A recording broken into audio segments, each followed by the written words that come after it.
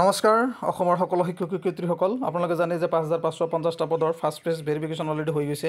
Second phase ভেৰিফিকেশ্যনত যেতিয়া list ওলাইছিল তেতিয়াই মানে আমাৰ কোৰ্ট কেছ এটা হৈছিল। NIOS কেণ্ডিডেটসকলে কোৰ্ট কেছ কৰিলে তেওঁলোকৰ মানে ভেৰিফিকেশ্যনত নাম থাকিব লাগে বুলি যিটো কেছ কৰিছিল তাৰপিছত তেওঁলোকে ৰায় পালে। গতিকে তাৰপিছত যিহেতুকে ভেৰিফিকেশ্যন হ'ব বুলি কৈছিল, তো ছেকেণ্ড ফেজ ভেৰিফিকেশ্যন ইমান দিন হোৱা নাছিল, 2-3 মাহ বন্ধ থাকিল। তো এতিয়া খুলিছে। তো ছেকেণ্ড ফেজ ভেৰিফিকেশ্যনৰ কাৰণে NIOS কেণ্ডিডেটসকলৰ কাৰণে এটা গুৰুত্বপূৰ্ণ ৰায় দিছে। আপোনালোকে চাব ইয়াতে ইন ছাৰ্ভিচ টিচাৰসকল যিসকলে এপইণ্টমেণ্ট মানে প্ৰাইভেট স্কুলৰ পৰা লৈছিল, তাৰপিছত সেই ডাইচ কোড লৈ তেওঁলোকে DLED কৰিছিল, 18 মহীয়া DLEDটো কৰিছিল। সেই DLED কৰা চাৰ্টিফিকেটসকল 10/8/2017 তাৰিখলৈকে হ'ব লাগিব। তেওঁলোকৰ প্ৰুফবিলাক থাকিব লাগিব, ডকুমেণ্টছ প্ৰুফ ইয়াত থাকিব লাগিব, মানে গোটেইকেইটাৰ প্ৰমাণপত্ৰ যিবিলাক বৈধ প্ৰমাণপত্ৰ সেইবিলাক থাকিব লাগিব। ইয়াতে কৈছে ৰিলেভেণ্ট ডকুমেণ্টছবিলাক এইবিলাক লাগিব, SMC এপইণ্টমেণ্ট লেটাৰবিলাক লাগিব, SMCৰ পৰা লাগিব, স্কুল চাৰ্টিফিকেট লাগিব, টোটেল বস্তুখিনি ইয়াতে লাগিব বুলি কৈছে।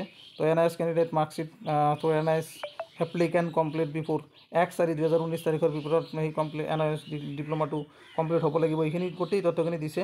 এতিয়ালৈকে ডেট দিয়া হোৱা নাই, কিন্তু ভেৰিফিকেশ্যনৰ ডেট অতি সোনকালে ওলাব।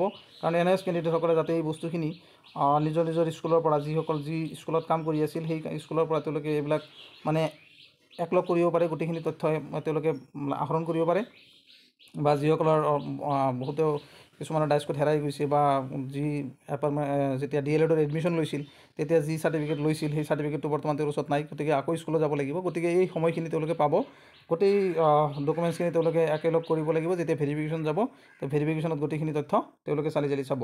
এইখিনি চোৱাৰ কাৰণে এই নটিফিকেশ্যনটো ওলাইছে 18 মহীয়া DLEDৰ কাৰণে, অকল NIOS DLED।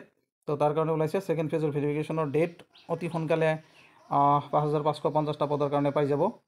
গতিকে এইখিনি আছিল ভিডিঅ'টোৰ আপডেট। NIOS DLEDৰ কাৰণে এই তথ্যখিনি আপোনালোকে যদি এপ্লাই কৰিছে তেতিয়াহ'লে এই তথ্যখিনি আপোনালোকে নিজৰ হাতত ৰাখি থ'ব, কাৰণ ভেৰিফিকেশ্যন ডেট দিয়াৰ পিছত আপোনালোকে তাতে লৈ যাব লাগিব ভেৰিফিকেশ্যনৰ সময়ত। ধন্যবাদ।